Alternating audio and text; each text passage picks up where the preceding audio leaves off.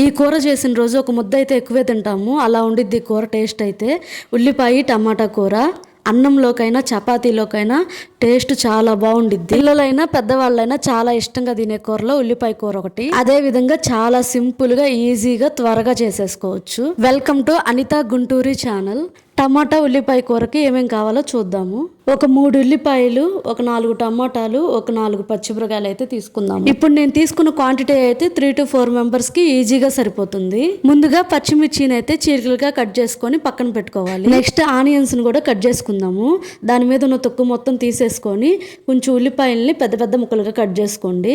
ఉల్లిపాయ ముక్కలు పెద్దవిగా ఉంటే కొంచెం పంటికి తగులుతూ బాగుంటాయి టేస్ట్. ఉల్లిపాయ కూర బాగా టేస్టీగా రావాలంటే ఒక చిన్న చిట్కా అండి. ఉల్లిపాయ కూర బాగా టేస్టీగా రావాలంటే పాత ఉల్లిపాయలు అయితే తీసుకోండి. పాత ఉల్లిపాయలు అయితే కమ్మగా ఉంటాయి. అదే కొత్త ఉల్లిపాయలు అయితే ఘాటుగా ఉండి కూర కూడా అంత టేస్ట్గా ఉండదు. పాత ఉల్లిపాయలు అయితే కూర బాగా టేస్ట్గా వస్తుంది. నెక్స్ట్ టమాటాలు కూడా తీసేసుకొని కట్ చేసుకొని పెట్టుకోండి ఒక ప్లేట్లో.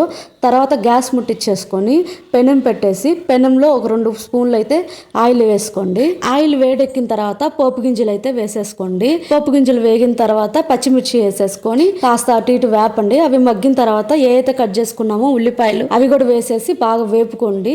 దాంట్లో కొంచెం పసుపు, కొంచెం కల్లుప్పు వేసుకోండి. పసుపు ఉప్పు కలిసేటట్టు ఒకసారి గంటతోటి అలా అలా కలిపేసుకొని టమాటా ముక్కలు కూడా ఉన్నాయి కదండి, ఆ టమాటా ముక్కలు కూడా ఉల్లిపాయలు వేసేసేయండి. అలా టమాటా ముక్కలు కూడా కలిపేలాగా వేసి గంటతో అయితే ఒకసారి కలిపేసుకొని మూత అయితే పెట్టుకొని ఒక 5 minutes మగ్గించుకోండి.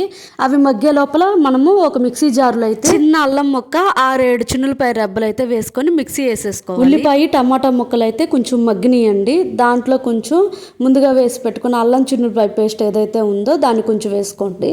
ఒక 1.5 స్పూన్ అయితే కారపొడి వేసుకోండి. కారపొడి ఎక్కువ అయితే పడదు ఉల్లిపాయ కూర కాబట్టి. ఎక్కువ కారపొడి వేసుకుంటే మళ్ళీ ఘాటు ఎక్కువ అయిపోతుంది. అల్లం చిన్నులపాయ పేస్ట్ కారము వేసుకున్నాం కదా, అది కలిసేటట్టు కొంచెం మళ్ళీ అటు ఇటు గంటతో కలిపేసుకొని కొంచెం ఒక టీ కప్పు వాటర్ అయితే పోసేసుకొని మూత పెట్టేసుకొని ఒక 5 minutes అయితే మగ్గించుకోండి. మూత తీసి చూస్తే కూర దాదాపుగా అయితే ఉడికిపోయింది. ఈ టైంలో మీరు ఏదైనా ఉప్పు అడ్జస్ట్ చేసుకునే పని అయితే అడ్జస్ట్ చేసుకోండి. నాకైతే ఉప్పు కరెక్ట్గా సరిపోయింది. చూడండి కూరలోంచి ఆయిల్ సపరేట్ అవుతూ ఉంది, అంటే కూర ఉడికిపోయింది. లాస్ట్లో కొంచెం ధనియాల పొడి, కొత్తిమీర ఉంటే వేసేసుకొని గంటతో ఒకసారి కలిసేటట్టు కలుపుకోండి. ఈ కూరలో అయితే ఎక్కువ మసాలాలు ఏం యూజ్ చేయలేదు. ఉల్లిపాయ ముక్కలు ఉడుకుతుంటే బాగా కమ్మగా స్మెల్ వస్తూ ఉందండి. కూర అయితే రెడీ అయిపోయింది. ఒక గిన్నెలోకి అయితే తీసేసుకోండి రెడీ కూరని. ఈ కూరని మీరు చపాతీలోకైనా అన్నంలోకైనా దేంట్లో తిన్నా చాలా సూపర్గా ఉండిద్ది, టేస్టీగా ఉండిద్దండి. ఎక్కువ ఇంగ్రీడియంట్స్ ఏమీ లేకుండా చాలా సింపుల్ గా టమాటా కూర అయితే రెడీ. ఏ రెసిపీ అయినా సింపుల్ గా కావాలంటే కామెంట్ చేయండి. మరిన్ని వీడియోస్ కోసం లైక్ చేయండి, షేర్ చేయండి.